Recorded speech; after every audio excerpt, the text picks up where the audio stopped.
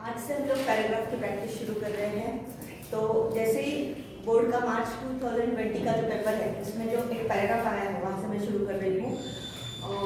Lesson from life of a breaker, ये जो lesson है उस लेसन में से पेज नंबर 95 का जो लास्ट पैराग्राफ है, how ever what I saw from, वहाँ से लेकर दूसरा पैराग्राफ जो है माय रोल मॉडल तक, उस पैराग्राफ पे हम लोग क्या कर रहे हैं, सारी एक्टिविटी कैसी कैसे है वो देख रहे हैं। सबसे पहले मैं पैराग्राफ पढ़ रही हूँ, लाइन पे हाथ रखिए। किस तरीके से आपको परीक्षा में तैयारी करनी है इसी प्रकार से करना है आपको, ध्यान दीजिए। However, what I saw from my window surprised me. The beggar and the young girl were playing on the road because there was no traffic. They were laughing, clapping and screaming joyously, as if they were in paradise. Hunger and rain did not matter. They were totally drenched and totally happy. I envied their zest for life.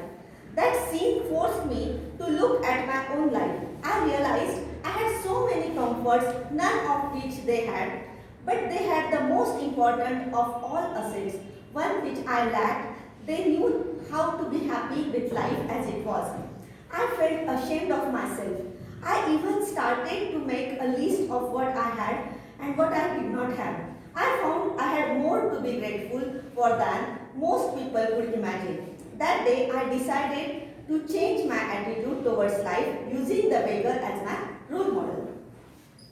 देखो first activity जो है इसमें, write whether the following sentences are true और false. Activity number 1 जो है वो क्या है, ट्रू और फॉल्स। आपको क्या करना है कि ट्रू है या फॉल्स है वो बताना है। सेंटेंसेस लिख रही हूँ मैं, आप फटाफट देखेंगे क्या है। मीना चूज बेगर एज हर रोल मॉडल। बताइए, पढ़िए आप तब तक और आपको खुद को बताना है। सेकंड सेंटेंस है, there was traffic on the road. Second third है, the beggar and the young girl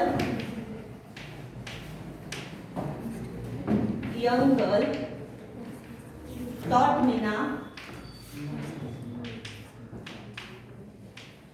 how to be happy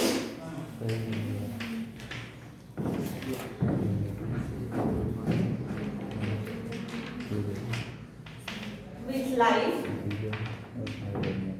as it was. The baker and the young girl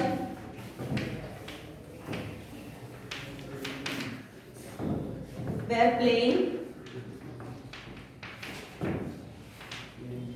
on the terrace. अब देखो first sentence जो है, first sentence है Meena choose बेगर as हर role model. मिल रहा है? सही है या गलत है? सही है। कहाँ पे लाइन है? लास्ट लाइन है, पैराग्राफ की last line. That I decided to change my attitude towards life using the beggar as my role model. सही मिला, लाइन टू लाइन ये बात है। ये क्या है आपका? ट्रू है। समझ में आया कैसे ढूंढना है? लाइन टू लाइन आया है। सेकंड है, there was traffic on the road. हाँ, लेकिन फॉल्स के लिए भी आपको लाइन ढूंढनी है। सेकंड लाइन देखो, दिख रही है, the beggar and the young girl were playing on the road because there was no traffic. मिला? No traffic। और यहाँ पे क्या आया? There was traffic on the road. No traffic और traffic on the road, क्या सही रहेगा? No traffic सही है, लेकिन यहाँ पे क्या है? ट्रैफिक थी, तो ये सही रहेगा क्या? इसलिए ये क्या है? False है। नेक्स्ट है देखो, the beggar and the young girl taught Meena how to be happy with life as it was. हाँ? क्या है? The beggar and the young girl. beggar और young girl नहीं सिखाया ना? हाँ? False कैसे बताइए? सही है ये? सही है टीचर वो। सही है, लाइन देखो तो सही। हाँ सही है। मिली लाइन? कहाँ है? पढ़ो पैराग्राफ दूसरा। चौथी लाइन। मिला क्या दूसरे पैराग्राफ की? Then I knew how to be happy हाँ। With life as it was. मिला? Just teacher. मिल रहा है? हाँ लाइन टू लाइन है ना? तो इसका मतलब ये क्या है? सही है। कॉपी गलती कहाँ हुई थी जरा ध्यान दो। The beggar and the young girl taught Meena. Beggar और यंग गर्ल ने मीना को सिखाया how to be happy with life as it was. जिंदगी में किस प्रकार से खुश होना चाहिए, इन दोनों ने उसे क्या किया था? सिखाया था। क्यों ऐसा हुआ था? Because there was no traffic on the road, they were hungry and it was raining. बहुत ज्यादा बारिश हो रही थी। मीना ने भी उसका कुछ बचा कुचा था वो उसे उन्हें दिया नहीं था, वो भूखे थे, फिर भी वो कैसे थे? हैप्पी थे। इसी की वजह से तो उसे पता चला ना, उन्होंने टॉट किया। टॉट मतलब सिखाया मीना को कि how to be happy with life as it was. Life में जितना कुछ मिलता है उसी के साथ कितना खुश रहा जाता है। ये किसे सिखाया? मीना को। किसने सिखाया? बेगर और यंग गर्ल ने। तो ये सही है ना? Next, the beggar and the young girl were playing on the terrace.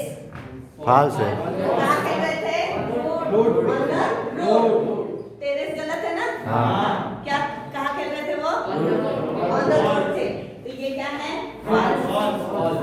अब देख रहे हो बच्चों कि 4 सेंटेंसेस है। ये 4 सेंटेंसेस इसी प्रकार से एक्टिविटी नंबर 1 जो है वो आपको आएगी। सबको कितना मार्क है? आधा आधा आधा आधा। कितने आसानी से पैराग्राफ पे आपको कितने मार्क्स मिल सकते हैं? 2 मार्क्स मिल सकते हैं। ऐसा में बिल्कुल गलत नहीं हो सकता क्योंकि अगर आपने पैराग्राफ शांत मन से पढ़ा। आ रहा है समझ में? हाँ ठीक है। अब नेक्स्ट एक्टिविटी की तरफ हम लोग चलते हैं। लिखने की जरूरत नहीं बच्चों, ये सिर्फ समझने के लिए हम लोग कर रहे हैं। एक्टिविटी नंबर 2 आई है, देखो। Arrange the following sentences as per their sequence occurred in the paragraph. Paragraph में जिस प्रकार से वो सेंटेंस आए हैं उनको अरेंज करना है। मैं सेंटेंसेस लिख रही हूँ, आपको अरेंज करते जाओ तुरंत। मीना changed her attitude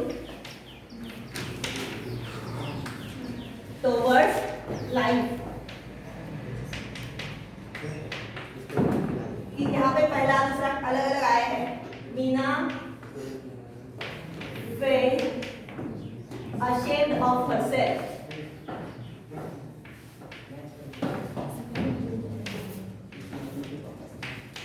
ढूंढो बातें करने की बजाय। The beggar and the young girl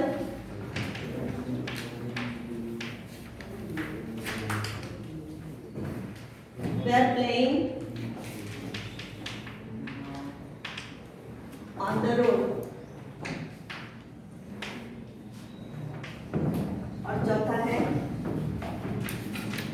the beggar and the young girl were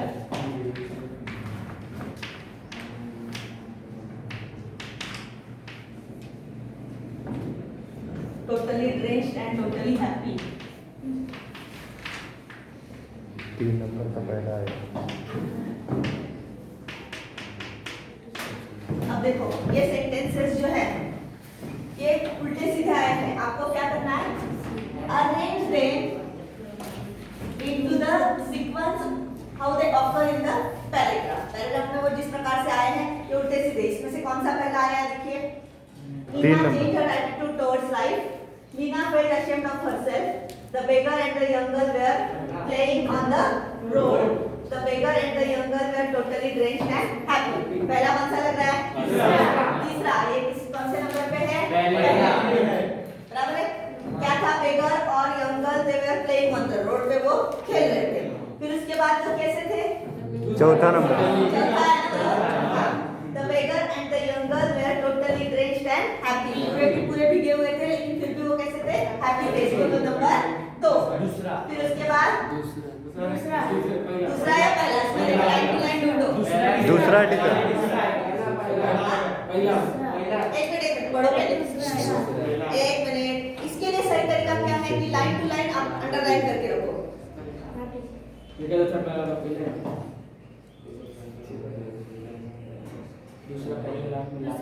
में 5 इधर पहला लाइन पर देखो ना। दूसरा पैराग्राफ पहला।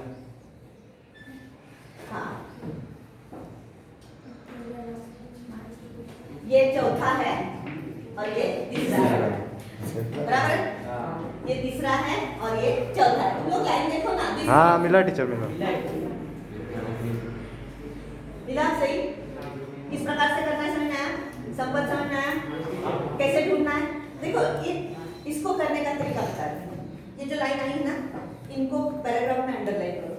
हाँ, ये सेम टू सेम लाइन को पैराग्राफ में अंडरलाइन करो और उसमें जो ऊपर से पहला दिख रहा है उसको नंबर 1 ले लो।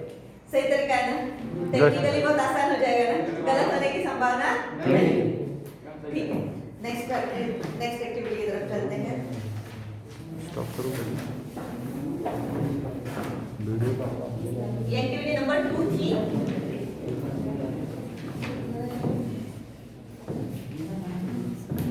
Activity number 3, match the synonyms. Activity number 3, match the synonyms का मतलब पता है? सिनोनिम्स मतलब समानार्थी। समानार्थी शब्द यहाँ पे दिया है कॉलम ए में पैराडाइज, दूसरा है एक्सिस्ट, तीसरा है एसेट, चौथा है ट्रेंड। कॉलम बी ए है एंथुजियाज्म, बी है वैल्यूएबल थिंग,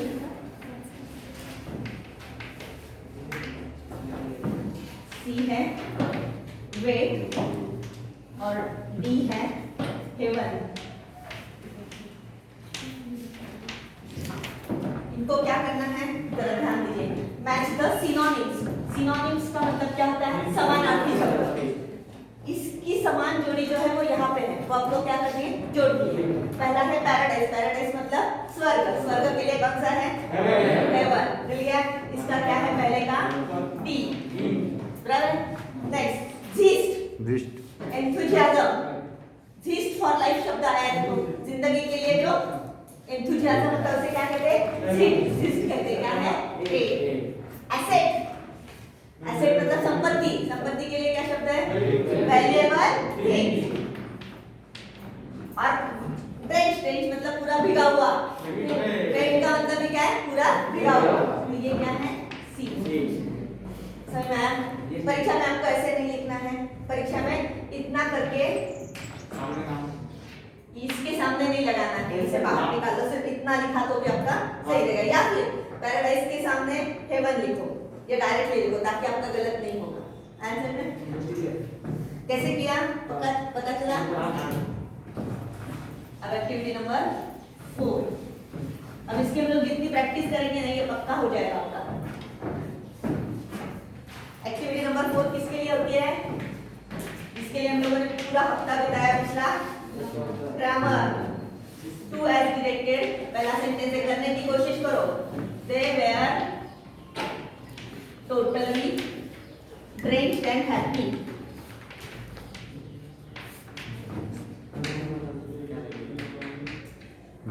इसमें क्या करना है आपको? Not only but also. आएगा ना? करो फिर फटाफट। मैं लिखती हूँ तब तक करो। मैं दूसरा सेंटेंस भी लिख के रखती हूँ। दूसरा the baker and अरे दे दिया not this. the young girl were playing on the road.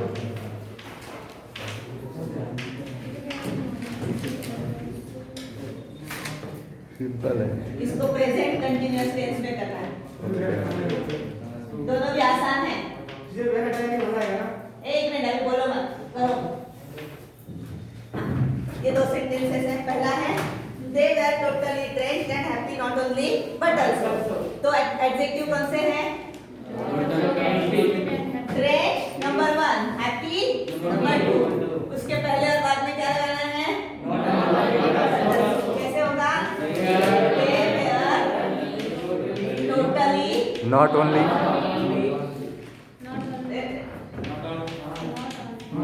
Totally नहीं लिखा तो नहीं चलेगा क्योंकि वो ना सही नहीं लगता है। they were not only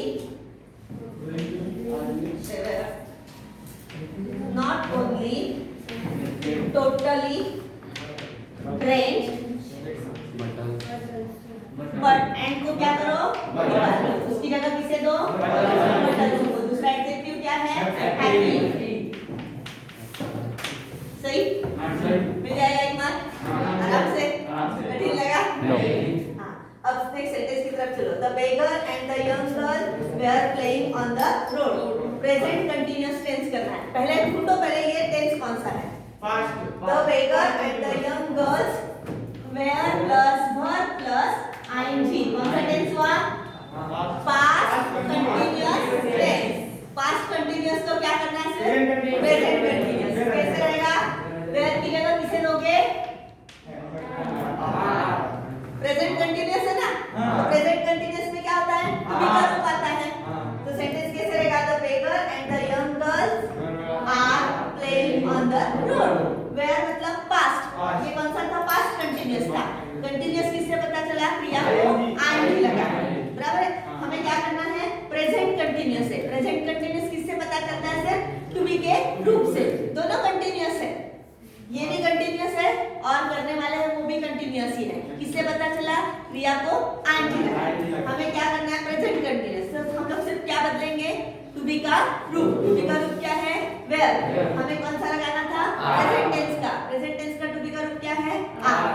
ऐसे में कठिन था, आराम से 2 मार्क्स मिलेंगे ना, पैराग्राफ पक्का हो जाएगा फिर ऐसे।